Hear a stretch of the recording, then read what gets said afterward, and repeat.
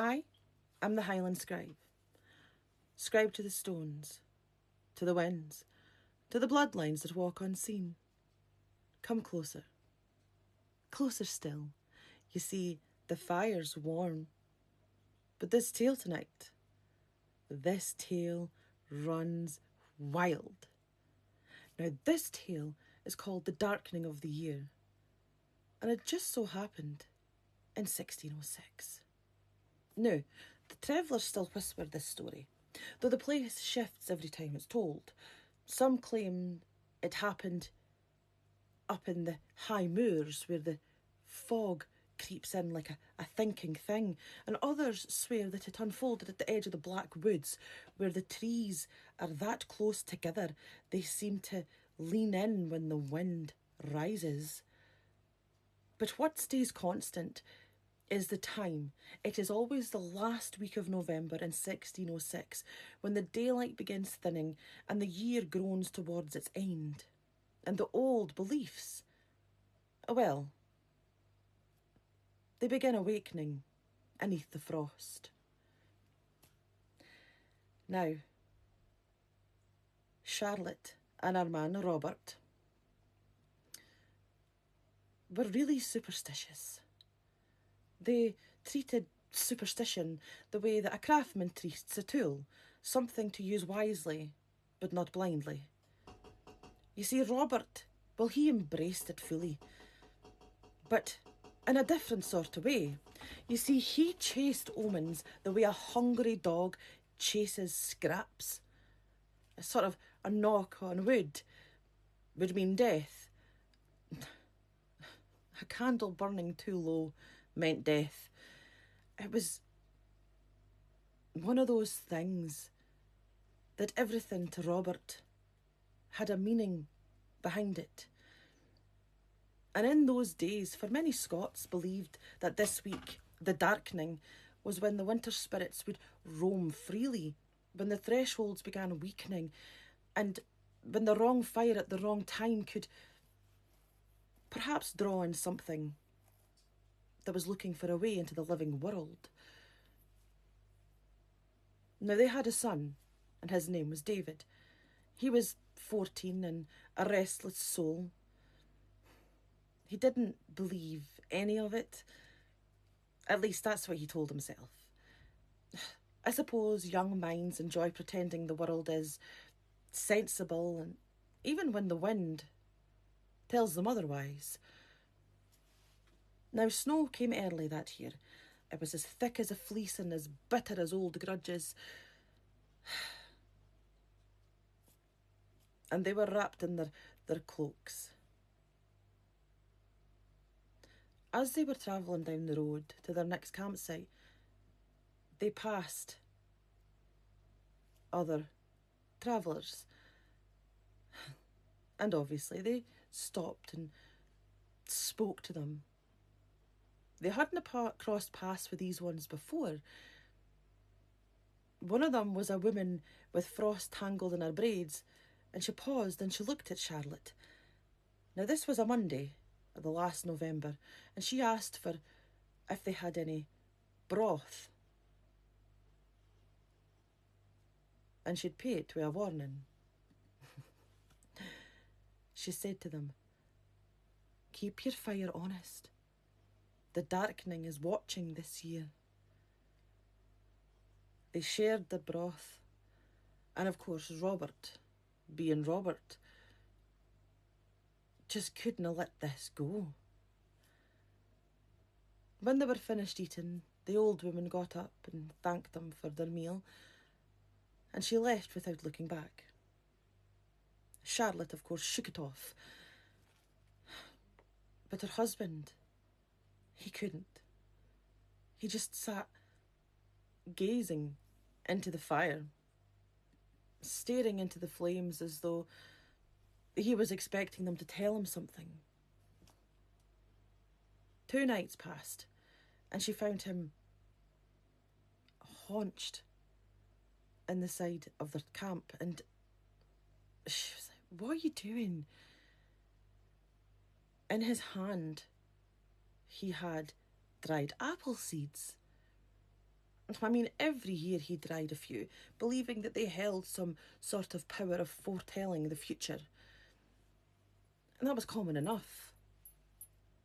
But those rituals were for Hogmanay, and no something that you would do in November. "Robert, what are you doing?" she asked. He didn't look up. Not once. "There's a rite, you ken, older than the turning of the year.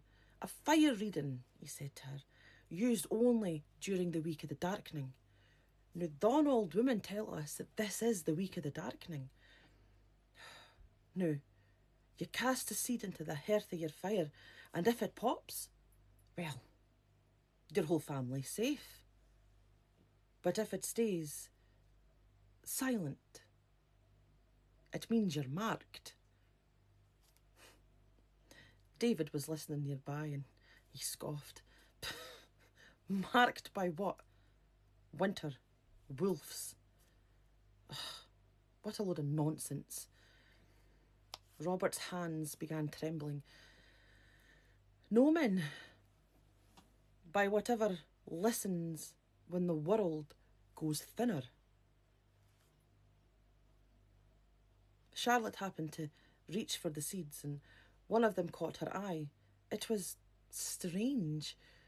It was dark as peat tar and too heavy for its size, and it had a sort of a sheen on it like wet stone. She had never dried such a seed before, and she didn't like it. "Where did you get this one from?" Robert just closed his hand around it. "Never mind that. It chose us." Charlotte didn't believe that for a heartbeat. Seeds don't choose people. But something started to feel colder. The last night of November arrived, and it was wrapped in a storm. Snow hammered them. The wind clawed like a hand, desperate to be lit through the tent. Oh, the fire snapped and spat sparks. Robert,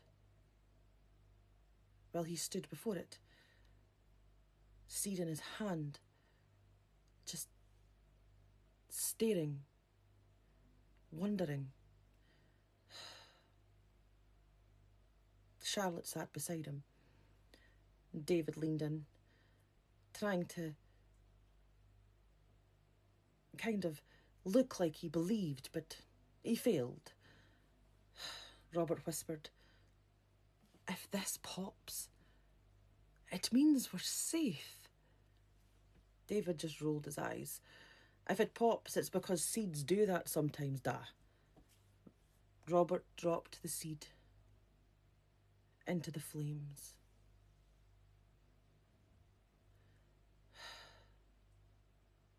Silence. Not only did the seed stay still, the fire itself seemed to dim. The flames began bowing low as though they were being weighed down.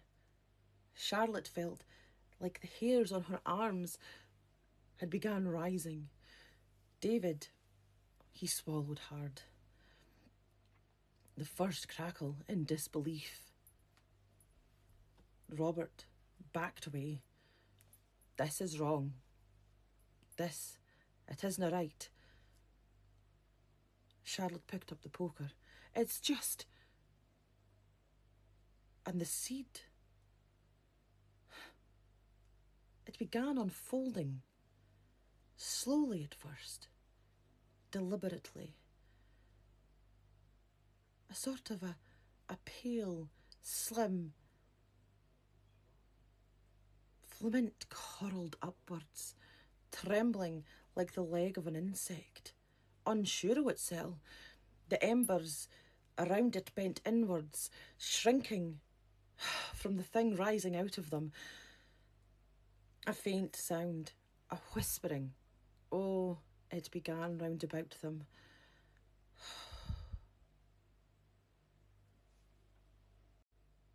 It was like breath being dragged across a stone.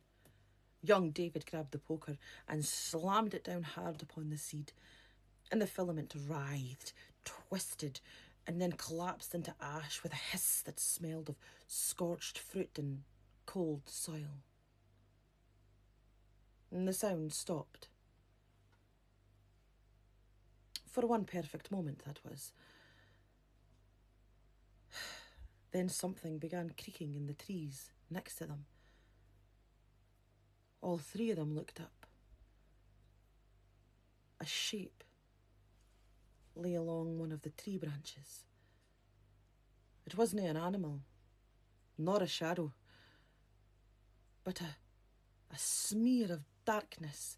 It was as long as a man, clinging like oil to wood, its head tilted too far to one side, as though it was trying to mimic a human posture without understanding the limits of its own bones. Charlotte whispered, barely breathing, "That came out of the seed."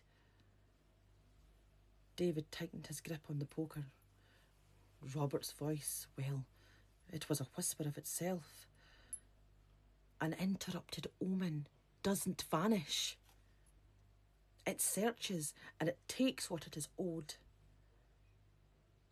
Well, this creature slid down the tree, limbs stretching and bending like wet leather.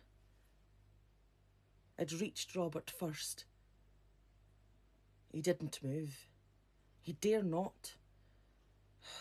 A single black fingertip brushed by his temple. Robert inhaled sharply, a sound full of terror and awe all at the same time. Not dead. Not wounded, but diminished. A man with a candle burning low behind his eyes now. The creature lifted its face and it tasted the air like a tongue of smoke, then dissolved upwards into the night sky, swallowed by the storm. Their campsite fell silent.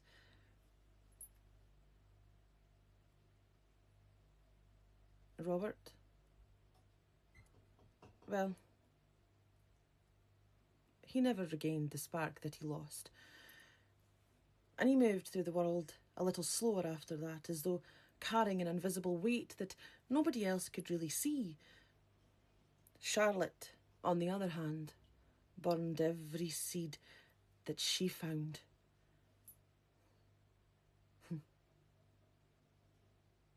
Of course, none unfolded. David grew watchful of winter fires, of course, and he never told the story lightly.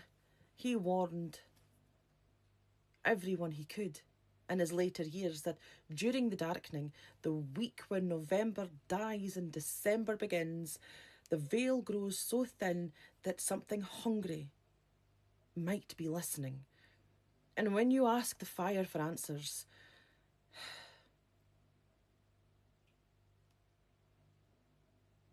be careful, because you might get something that you don't really want. You see, the winter of 1606, was the year of an old superstition that proved itself a doorway, and not everyone who steps through fully returns. So, my friends, when you beg the darkness for certainty, you offer it a way in. True safety lies in the choices that you make, not in the answers you demand for a fire and an omen. Here's a question for you. If you held that seed, a seed that might reveal your fate, even at the risk of something answering, answer me this. Would you dare throw it into the fire? Or would you trust your own steps more than any omen? I am the Highland Scribe. Scribe to the stones, to the winds, to the bloodlines that walk unseen. And until the candle lights again, sleep tight, wanderers.